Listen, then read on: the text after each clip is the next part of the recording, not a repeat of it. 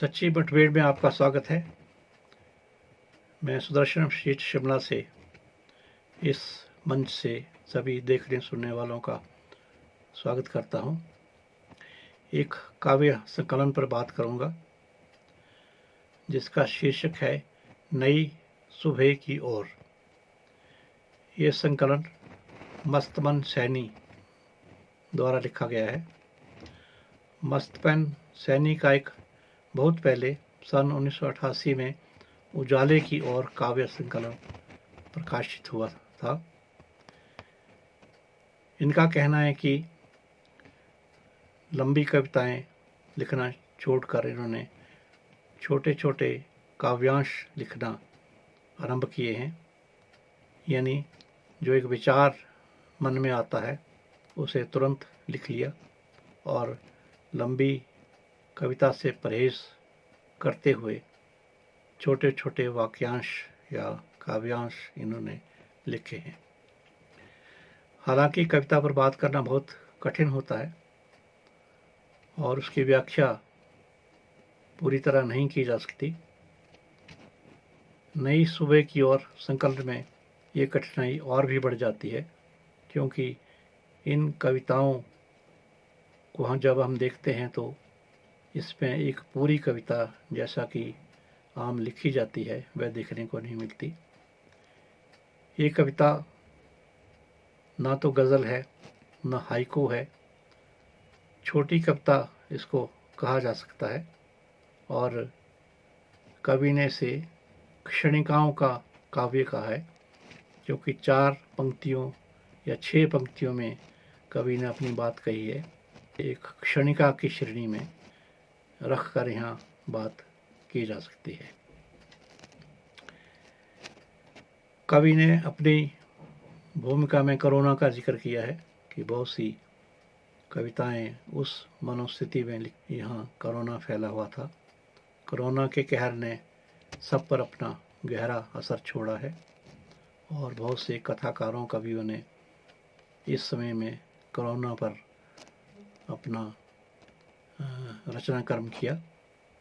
तो पहले इनकी एक दो क्षणिकाओं को जो कोरोना पर लिखी गई हैं उन पर बात करके आगे बढ़ेंगे। पहली छोटी क्षणिका है, इस कोरोना काल में गुमसुम से क्यों हो, छेड़ो तराने बिखेरो मुस्कान, आपकी सद्भावनाओं से खिल उठे आसमान। एक और काव्यांश है, इस कोरोना काल में अपनों का साथ ही जिंदगी है, इस फैले अंधकार में आपस का प्रेम ही रोशनी है। एक और कविता है, महामारी ने पैर पसार लिए हैं, आप ना पैर पसारो यारो, सावधानी से ही हम जंग जीत पाएंगे, बेवजह ना बाजार निकलो यारो। तो इस तरह इन्होंने छोटी छोटी क्षणिकाएं लिखकर अपने मन के जो उद्गार हैं वो प्रकट किए हैं पूरे के पूरे इस काव्य संकलन में। कहीं भी हमें यहाँ लंबी कविता देखने को नहीं मिलती और ये कवि का साहस ही है कि उन्होंने इतनी सारी क्षणिकाओं को इकट्ठा कर पुस्तक रूप दिया है। बहुत सी क्षणिकाएं एक सूक्त वाक्य की तरह हमारे सामने प्रस्तुत होती हैं। मसलन, सत्य सूर्य की तरह होता है, जिसे थोड़ी देर के लिए छुपाया जा सकता है, हमेशा के लिए नहीं। एक और सूक्ति है, सूखे मरुस्थल में पौधे तैयार नहीं होते, बिना पतवार के नाविक सागर पार नहीं होते, अगर प्रयत्न भरपूर ना हो तो सपने साकार नहीं होते। एक और है, सबके लिए आसान नहीं होता जीवन जीना, तमाम हो जाती है जिंदगियां, आशियाना सजाते सजाते और अपनों को बचाते बचाते। इस तरह हम देखते हैं कि इन क्षणिकाओं में एक काव्य का पुट तो है ही, एक संगीत और एक छंद का भी हमें जो अंश है वो दिखता है। हालांकि छंदबद्ध ना होते हुए भी एक संगीतात्मकता, या जैसे हम गीत लिखते हैं, जैसे गज़ल लिखते हैं, उस तरह का भाव पैदा करती हैं। हालांकि इसमें कोई छंद का पालन नहीं किया गया है। बहुत सी पंक्तियाँ रिश्तों पर भी मिलती हैं, क्योंकि रिश्तों का जीवन में बहुत महत्व है और किस तरह रिश्ते आजकल बदल रहे हैं और उन पर प्रभाव पड़ रहा है हमारे समाज का। तो इस पर कुछ पंक्तियाँ हैं। रिश्ते बचाए रखने का आसान तरीका, ना किसी से फिजूल की शिकायत, ना किसी को फिजूल की हिदायत। एक और है, रिश्तों के बाजार में हमने दिल को दांव पर लगाया है, अपने दिमाग की खुशी के लिए उसे बार बार सताया है।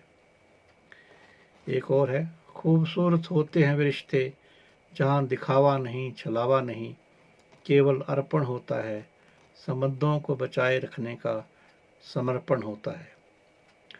तो इस तरह एक वाक्य से दूसरे में एक छंद ना होते हुए हमें इन कविताओं में दिखलाई पड़ता है। प्रेम पर कुछ कविताएं हैं, जैसे प्रेम एक ऐसी खुशबू है जो निश्चलता से बिखरती है, यह एक ऐसी इबादत है जो दिल से आत्मा तक उतरती है। एक और क्षणिका है, मिलिए जुलिए बतियाइए, थोड़ा मुस्कुराइए, यूं ना नाराज़गी पे मुंह फुलाइए, पहले ही जहर बहुत है हवा में, प्रेम की दवा देकर इसे दूर भगाइए। कवि की इन कविताओं में एक आशावादी दृष्टिकोण भी कहीं कहीं दिखाई पड़ता है। जैसे संकट आते हैं जाते हैं, कभी गिराते कभी हमें हरा जाते हैं, गिरकर जो फिर उठकर लड़ते हैं, वही मौसम बदल जाते हैं। एक और क्षणिका है, आओ इस उदास मौसम में कुछ नए गीत गाएं, साज पर ना सही अपनी आवाज़ से ही एक दूसरे के पास आएं। एक और देखिए, कई बार पौधे उग आते हैं चट्टानों में भी, खिल जाते हैं फूल बंजर स्थानों में भी, हो अगर जुनून तो इंसान खींच लाता है कश्ती तूफानों में भी। कवि के मन में, जो कि हर इंसान के मन में रहती है भावना, एक बेहतर दुनिया बनाने की, और बेहतर दुनिया बनाने का सपना भी कवि की इन क्षणिकाओं के माध्यम से हमें देखने को मिलता है। जैसे फूल की तरह खिलो, खुशबू की तरह बिखर जाओ, अपने हुनर से दुनिया को और बेहतर बनाओ। कुछ जो हैं वो वक्त के मिजाज पर बात कही है।